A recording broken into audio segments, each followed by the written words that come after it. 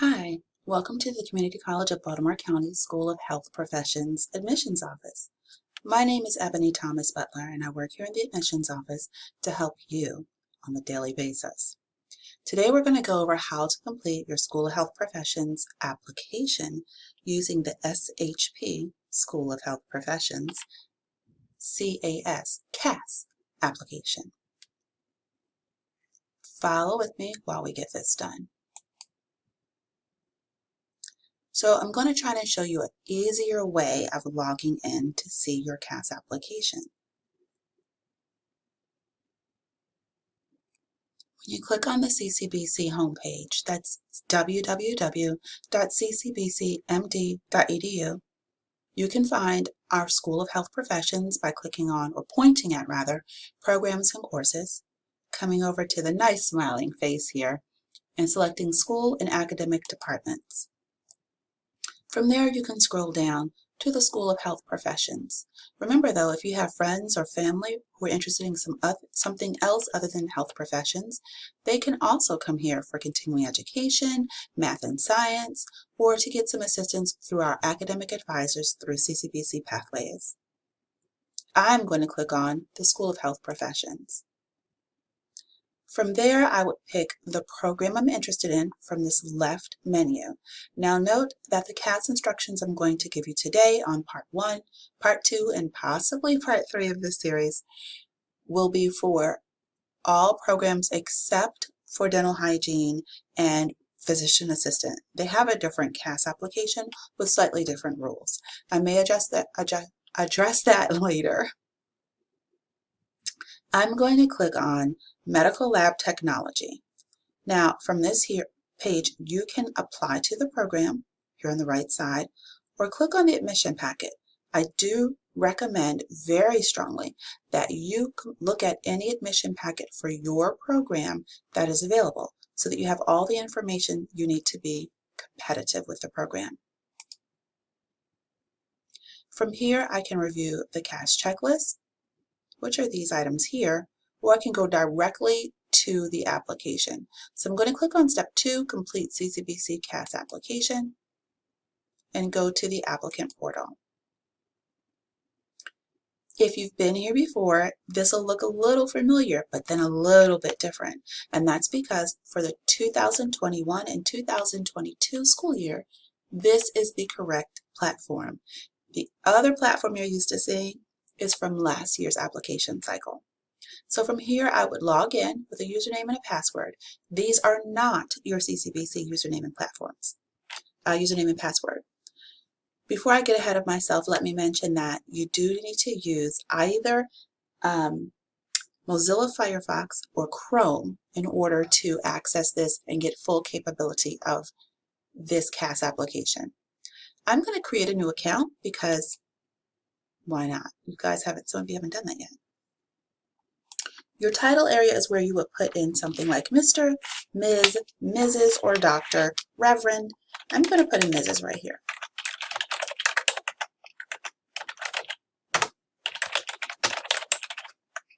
I do not have a junior, senior, or third, and it's also not required. Only items with a red star are what's required. A display name would be a nickname that you would choose to go to. Your first or given name is your legal name as it appears on all of your legal documents. My contact information is going to go here.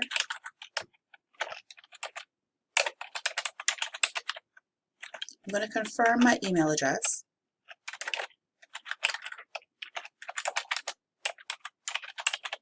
And I'm actually going to switch this from home to work. Not a required thing, but I like to make sure everything falls right where it's supposed to. For my telephone number,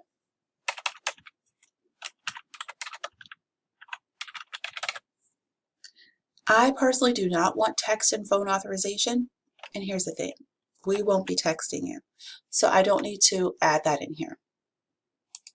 I do need to create a username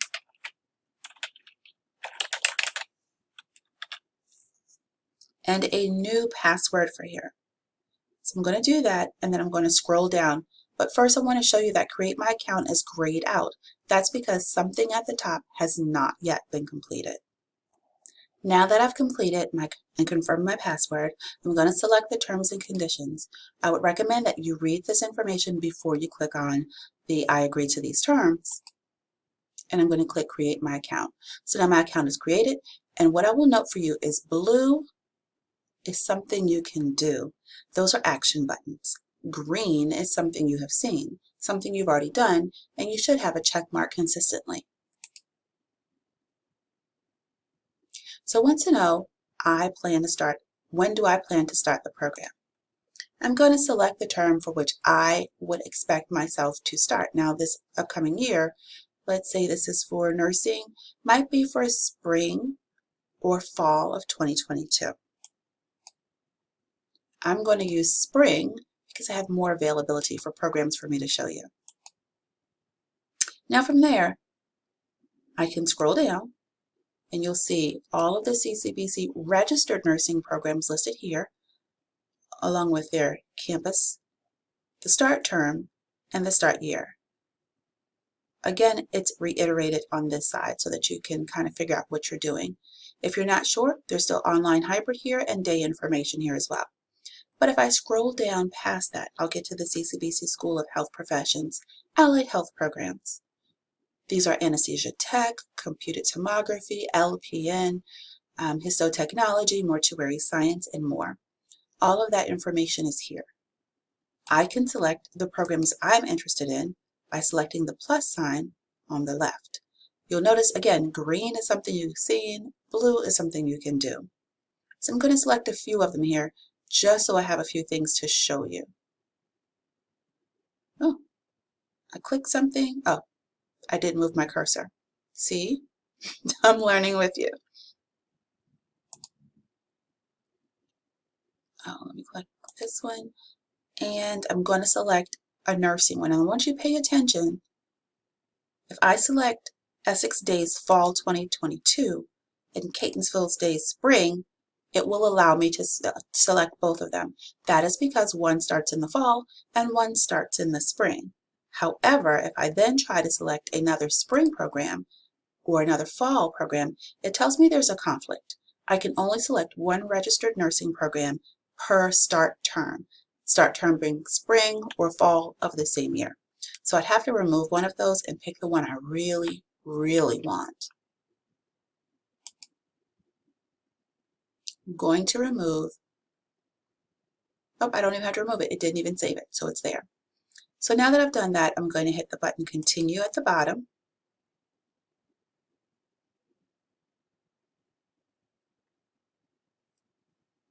And here is where I can review my program selections. Note that this says I have a $300 fee. That's true, but still untrue.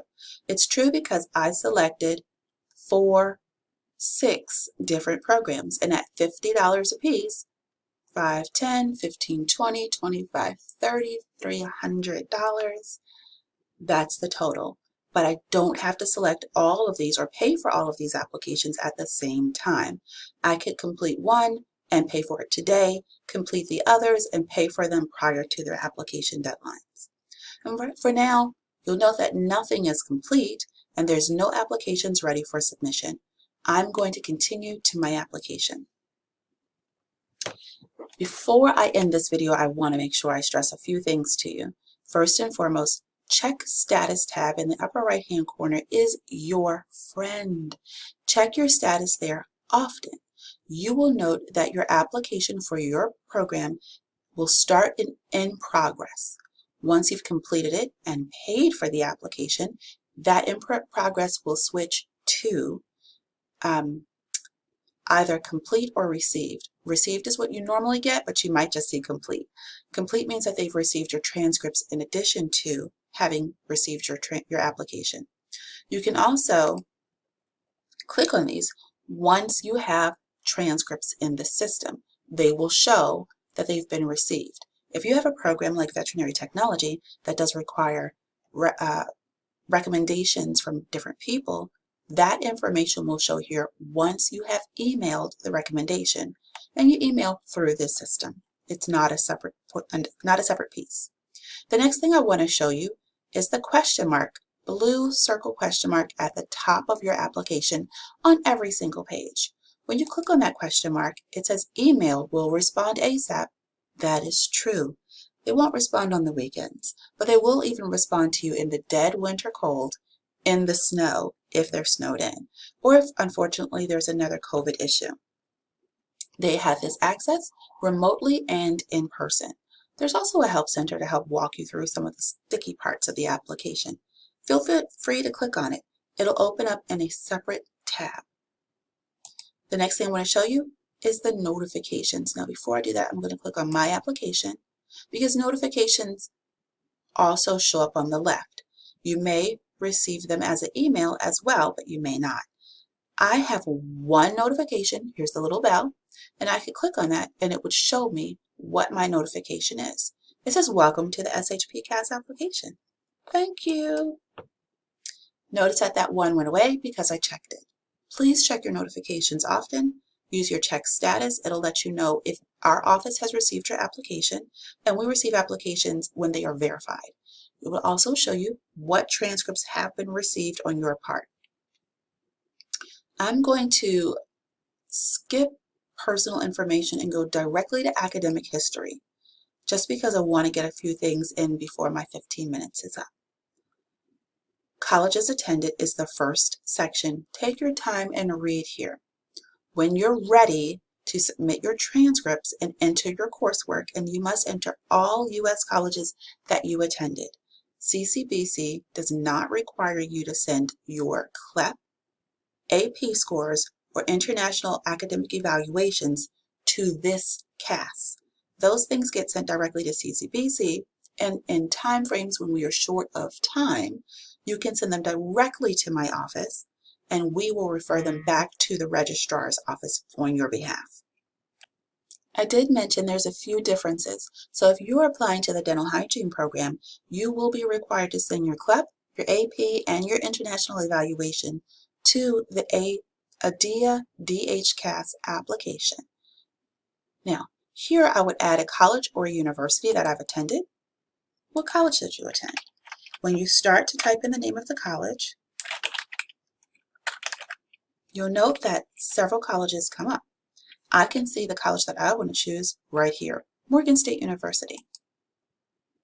Did you obtain, or are you planning on obtaining a degree from this college? Well, yes. Yes, I did. Degree has been awarded, but if you are in classes right now to get a degree somewhere, you would click Degree in Progress. I'm going to select the type of degree I earned. It was a baccalaureate degree, and for the purposes of this, I'm just going to select arts. It doesn't really matter for me because I am not actually applying to the program. When did you get your degree? I'm going to pick a date, a year, and a month in which I would have gotten it. Let's say that was in 2020. We all know that's not true, but we're going to say it for the purposes of this demonstration. Here I'm looking for something in particular, and it's pretty far down the list. So although I have my cursor here that I can easily move, if I select the letter P, it takes me to the P section. And then it makes me a little bit easier for me to get down to what I'm looking for. So in this case, I'm looking for psychology. I didn't have a minor, not required because there's no red star beside it. It was not a double major, and we did have a semester system. If you're attending CCBC, you also are on a semester system. Am I still attending? At this time, I am not, but if you are, you would hit yes. Wants to know the first semester. I'm going to say my first semester was a fall. September. Let's make up a year for me to have started college. I'm going to say 2016, and then the last was in the summer. That was June, and we said that was in 2020. Save. And now we've selected our first area. It tells us what to do with our transcripts, that they are required for this particular program. Officials, including officials from CCBC, must be sent to this area. It allows me to order right here, and I'll leave that for another video. Be sure to follow us here on YouTube. You can reach our office with questions at shpseat@ccbcmd.edu. I'll try and put that below for you. and stay tuned for some new updates for the next installment of this series.